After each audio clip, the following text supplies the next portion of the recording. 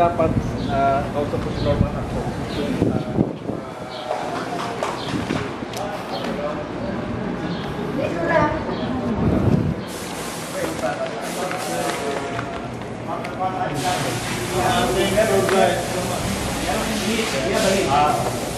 Ang tour guide natin is Miss Daria.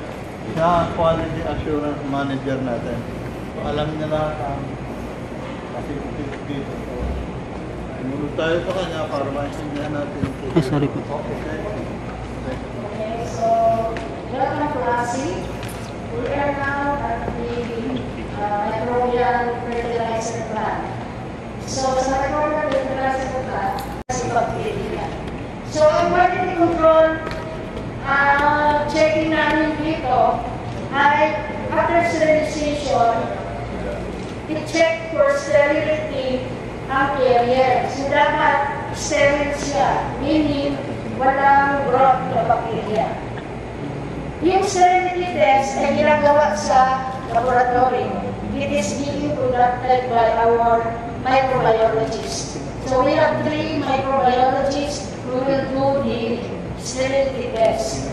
So meantime, mayroon na tayong sterile carrier, store natin doon sa kanyang storage room dito. Ang sterile room namin for the sterile carrier ay tatlo. 1, meron doon, 2, at saka dito, 3. So tapos na tayo sa carrier, punta na tayo sa production ng bacteria. So dito tayo sa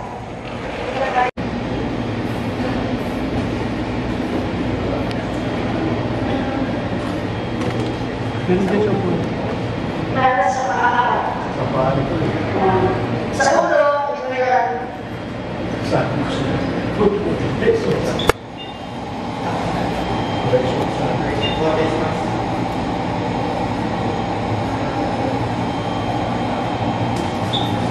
Preparation ng media.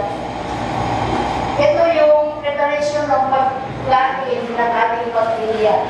So, meron chemist dyan. May chemist, at saka meron siyang mga assistant to prepare for the media. Ang media naman ay i-sterilize. Lahat ng iagamit dito ay sterile. Oh, pwede. Sa ulo? Naman.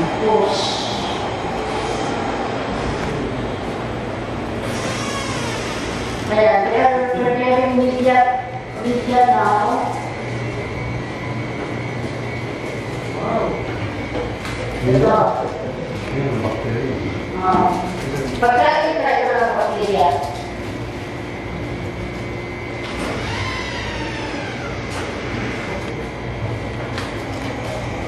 So after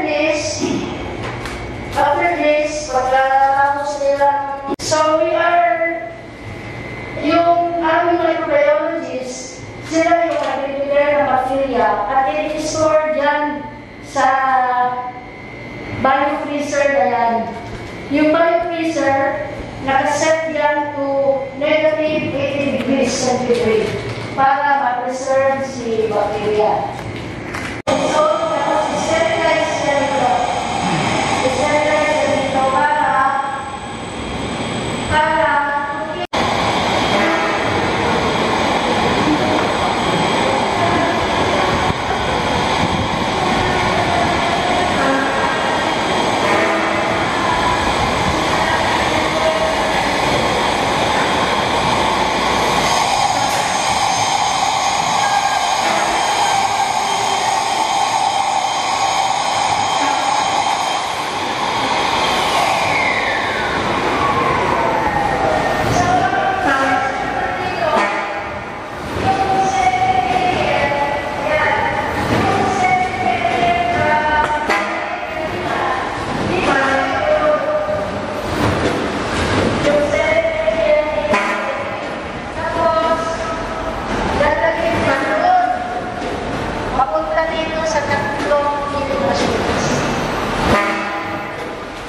So ito,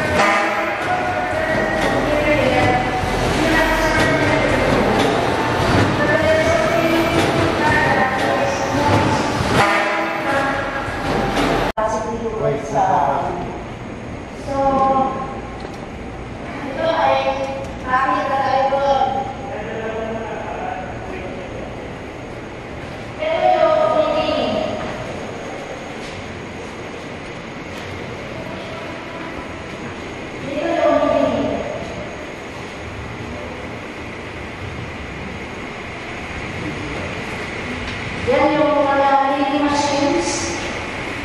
Yan. Lumalabas na din sa reading machine. At paglabas ay pinunas yan.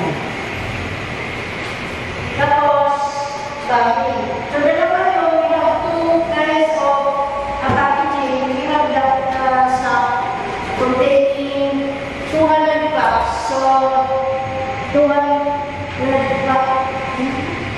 That is 20 kilos. 20 kilos. 20 kilos. 100 packs. 100 packet. And the little carton, which is 5 kilos. 26 packet. 26 packets there. So, yung ganito, the packs coming from the other side is being hid here.